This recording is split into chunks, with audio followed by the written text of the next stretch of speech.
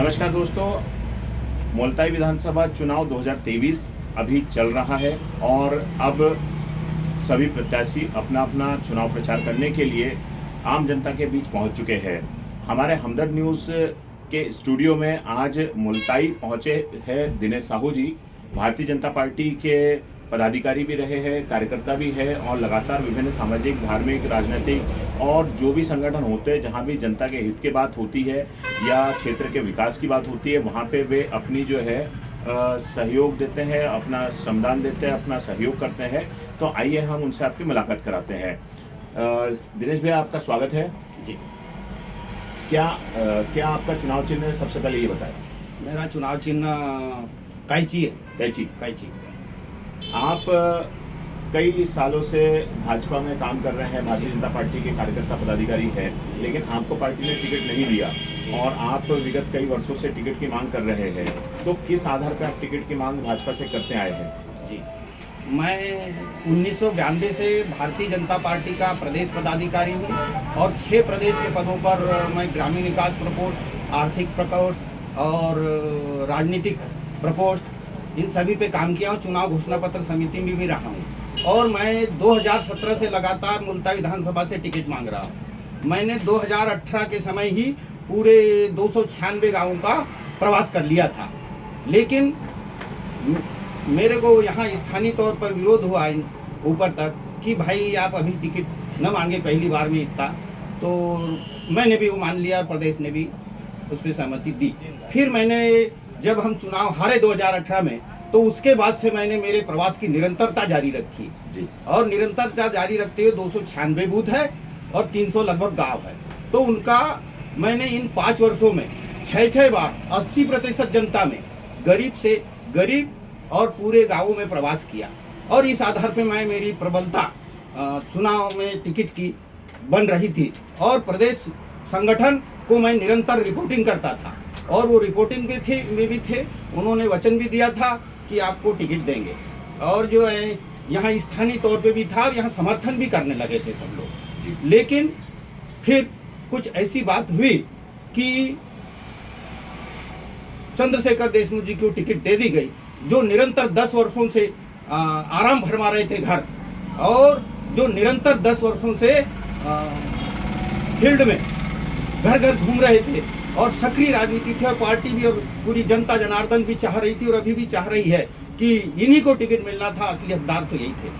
तो मेरे को टिकट नहीं दी गई और मेरी घोर राजनीतिक उपेक्षा की गई और इस घोर राजनीतिक उपेक्षा के आधार पर मैं भारतीय जनता पार्टी के ही सुकेसर उत्तराधिकारी के रूप में चुनाव लड़ रहा हूँ और पूरी जनता जनार्दन आत्मिक रूप से, भावनात्मक रूप से सभी राजनीतिक कार्यकर्ता और मैं सर्वमान्य प्रत्याशी हूँ एक टाइप से और सभी लोग मेरे को चाहते हैं। मेरा सीधा संवाद संपर्क है और इस आधार पर मैं चुनाव लड़ रहा हूँ।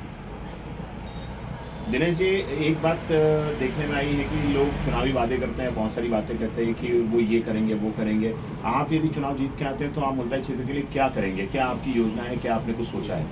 मैंने चुनाव मुल्ताई विधानसभा के लिए मूलतः अपनी तरफ से चुनाव घोषणा पत्र भी जारी किया है और 5 बिंदुओं पे किया है। एक तो रोजगार के लिए डायरेक्शन का काम करना, मैं उच्च शिक्षित होने के नाते बेरोजगारों को डायरेक्शन देना, उनको सिविल सर्विसेज सभी में ट्रेनिंग देना और बायोमास के ऊपर कार्य करना कि बायोमास के ऊपर कैसे बायोमास का कलेक्शन करके विकसित करके जो है कृषि को बढ़ाया जा सकता है और दुग्ध उत्पादन और पशु पालन के ऊपर जो है अधिक से अधिक लोन लेकर के कैसे हमारी किसानों की अर्थव्यवस्था को बढ़ाया जा सकता है और अन्य बातों पर ताप्ती नदी घाटी का विकास, नर्मदा घाटी विकास की तरह करना और शिक्षा का विकास करना और पूरी मुल्ताई विधानसभा में रन बाई रन मुल्ताई करके युवाओं को मोटिवेट करना और उनका एक मोटिवेटर काउंसिल के रूप में कार्य करना मेरा काम है और अनेक मैंने घोषणाएं की हुई है। मुल्ताई जिला बनाओ आंदोलन में भी आपकी सक्रिय भूमिका रही है। इस बार जो आंदोलन हुआ वो अभी तक का ऐतिहासिक आंदोलन माना जाता है और उस आंदोलन में आपने सक्रिय भूमिका निभाई। तो जिला बनाने के को लेकर आपकी क्या राय है? मैं जिला, आपको मालूम है कि मैं सक्रिय भूमिका निभाया और मुल्ताई जिला बनाओ के ऊपर जब विकास यात्रा लेकर के आए थे कमल पटेल जी, तो कमल पटेल जी ने घोषणा की हुई है और मुख्यमंत्री को लिखा है, उनका लेटर लेके आया मैं, उसमें लिखा हुआ है कि मुख्यमंत्री जी अविलंब मुल्ताई को जिला बनाया जाए, अनुमोदित किया, लेकिन मुख्यमंत्री जी ने माना नहीं। और अभी जब मुख्यमंत्री जी आए थे ये फॉर्म भरने के लिए चंद्रशेखर देशमुख जी का, तब बोला है कि मैं उनके साथ रहूंगा और यदि मैं विधायक बनता हूं तो मुल्ताई जिला बनाओ का प्रबल नेतृत्व करूंगा और पूरे क्षेत्र को इकट्ठा करके अपनी बात रखूंगा और मध्य प्रदेश शासन को मजबूर करूंगा कि यथाशीघ्र मुल्ताई के सर्वांगीण विकास के लिए जिला बनाया जाए। दिनेश जी, हमने देखा है कि बहुत सारे लोग अभी चुनाव लड़ रहे हैं, कुल 12 उम्मीदवार इस बार मुल्ताई विधानसभा से मैदान में हैं। इसमें एक चीज़ ये खास तौर पे देखी गई कि बाकी सारे उम्मीदवार जो है बड़ी बड़ी गाड़ियां लेके, बड़ी बड़ी रैलियां लेके और बड़ा बड़ा धन बल का उपयोग करके चुनाव लड़ रहे हैं, प्रचार प्रसार कर रहे हैं, बड़े बड़े बैनर पोस्टर लगा रहे हैं, बड़े बड़े विज्ञापन जारी कर रहे हैं। लेकिन आप आज भी पहले की तरह पैदल ही चल रहे हैं और पैदल चल के अपने पर्चे खुद ही बांट रहे हैं। आपके साथ में कोई ज़्यादा लाव लश्कर दिखावा नहीं है। तो ये इस बारे में आप क्या कहना चाहेंगे और जनता में इसके प्रति क्या प्रतिक्रिया है वो ही बताएं। मैं मुख्यतः इस विषय पे बहुत अच्छा विषय पूछा आपने और मैं कहना चाहता हूँ कि सरलता और सादगी से राजनीति में शुद्धता आती है, आत्मिक शुद्धिकरण होता है, अपने क्षेत्र से सीधा परिचय होता है, वहाँ की अमीरी गरीबी से परिचय होता है। और मैं मूलतः कुशाभाऊ ठाकरे, सुंदरलाल पटवा और अटल बिहारी वाजपेयी जी, अडवाणी जी के सीधे संपर्क में रहा हूँ और प्यारेलाल खंडेलवाल जी, इनके संस्कारों को मैंने देखा है और इनके संस्कारों में ये देखा है कि इतना सा भी कोई दिखावा नहीं था। कुशाभाऊ ठाकरे जी के कुर्ते में तो जेब तक नहीं रहता था, पैसा तो अलग, और वो खाटी नेता कहलाते थे। और इस प्रकार जो है मैं सभी सर्वोच्च नेताओं की उनकी कार्यशैली देखी हुई है, उनकी सुवाच्यता देखी हुई है, उनका आर्थिक आधार को बाधा नहीं मानना ये देखा हुआ है और किस प्रकार लगाव से अपने राजनीतिक दल को ऊपर उठाए। और मुख्यतः शिवराज सिंह चौहान जी ने भी 20 वर्षों तक 2500 गांवों का प्रवास किया है अटल बिहारी वाजपेयी जी के डायरेक्शन में। तो इसीलिए शिवराज जी का नाम है पाव पाव वाले भैया और मेरा नाम है पाव पाव वाले छोटे भैया। मैं छवि तो शिवराज सिंह चौहान की छवि आपको ऐसी दिखाई देती है। अभी आप अंतिम एक आपसे बात पूछना चाहूँगा कि आप क्या अपने मतदाताओं से अपील करना चाहेंगे?